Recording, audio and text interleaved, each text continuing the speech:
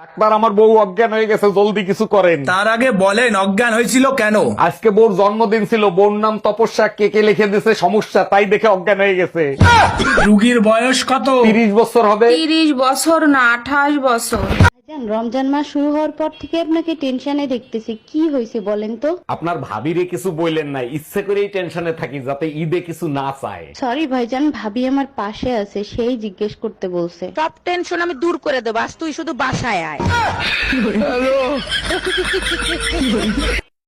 টেইলার্সের দোকানের সামনে কাপড় পরে থাকে, নাপিতের দোকানের সামনে চুল পরে থাকে, তাহলে ব্যাংকের কি সমস্যা? ব্যাংকের সামনে কেন টাকা পড়ে থাকে না? তুই একটা টাকা পড়ে থাকলে কি হয়? এই যে ম্যাডাম, আই লাভ ইউ, সাহস থাকলে আই লাভ ইউ টু বলে দেখান। সাহসের দেখছেন কি? ভালোবাসা শেষ পরিণতি বিয়ে, চলেন আগে বিয়ে করি। তাই নাকি? তাহলে বিয়ে শেষ পরিণতি কি জানেন? চলেন আগে সেটাই করি। যেটা খুব ভালো করে জানি, 3 বেলা ঝাঁটার বাড়ি। আচ্ছা, গরমের ভিতরে কি করলে শান্তি এবং আরাম পাওয়া যায়? লেবুর শরবত, বেলের শরবত আর আইসক্রিমে অনেক শান্তি পাওয়া যায়। হ্যাঁ, শরীর ঠান্ডা থাকে। আর তুমি কিসে শান্তি পাও? তুমি বাপের বাড়ি গেলে। ও আচ্ছা, কি বললো তুমি? এদের জন্মই হয়েছে অশান্তি করার জন্য, পারে না বাল ফালাইতে উড্ডে পায় বেন্যা রাত্রিরে। এদের কখনো দুর্বল ভেবো না, মেয়েরা পুরুষের থেকে অনেক সাহসী। তার মানে কি বলতে চাও, মেয়েদের থেকে ছেলেরা দুর্বল? কোথায় লেখা দেখছো? যে কোনো পেপার খুলে দেখো, পুরুষের দুর্বলতার কাহিনী খুঁজে পাবা।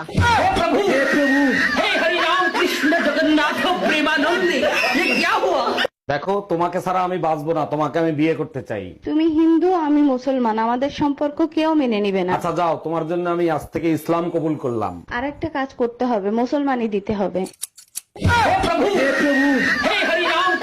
এই প্রচন্ড গরম লাগতেছে, এক গ্লাস ঠান্ডা শরবত করে খাওয়াবা?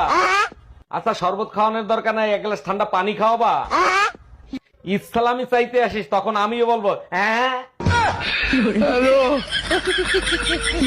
এই, আজকে মসজিদের হুজুরের সাথে কি নিয়ে গ্যাঞ্জাম লাগাই আইছো? হুজুর বয়ান দেশে ঘরের বউ নাকি ঘরের ধন সম্পদ। হুজুর তো ঠিকই বলছে, গ্যাঞ্জাম লাগছে কি নিয়ে আগে সেইটা বলো। হুজুরকে জিজ্ঞেস করলাম, বউ যদি ধন হয় তাহলে গার্লফ্রেন্ড কি কালা ধন? আচ্ছা, যখনই তোমার সাথে আমার ঝগড়া লাগে তুমি চুপ হয়ে যাও, তুমি কি আমাকে ভয় পাও? ভয় পাবো কেন? আচ্ছা, কুত্তা যদি তোমারে কামড়ায়, তুমি কি কুত্তারে কামড়াবা? 1 মিনিট, তুমি কি আমাকে কুত্তা বললা? আরে না, আমি তো বলছি তুমি ফুটফুটে সুন্দর। আচ্ছা ভাবি, আপনার বিয়ের লেহেঙ্গা নাকি 1.5 লাখ টাকা দিয়ে কিনছিলেন? ঠিকই শুনছেন, আর ওটা পরার পর আমাকে রাজরানীর মতো লাগতেছিল। বিয়ের কোণে যত দামি কাপড়ই পরুক না কেন, ওটা কিন্তু জামাই দেখে না। জামাইয়ের চিন্তা ভাবনা বাসর ঘর নিয়েই থাকে। I love you. বস্তা পচা সস্তা কথা ভালো লাগে না, নতুন কিছু থাকলে তাই বলো। আমি না প্রেগনেন্ট। এটাও পুরনো খবর, আগেরও তো 2টা বাচ্চা আছে, তাই না? এই বাচ্চার বাবা তুমি না।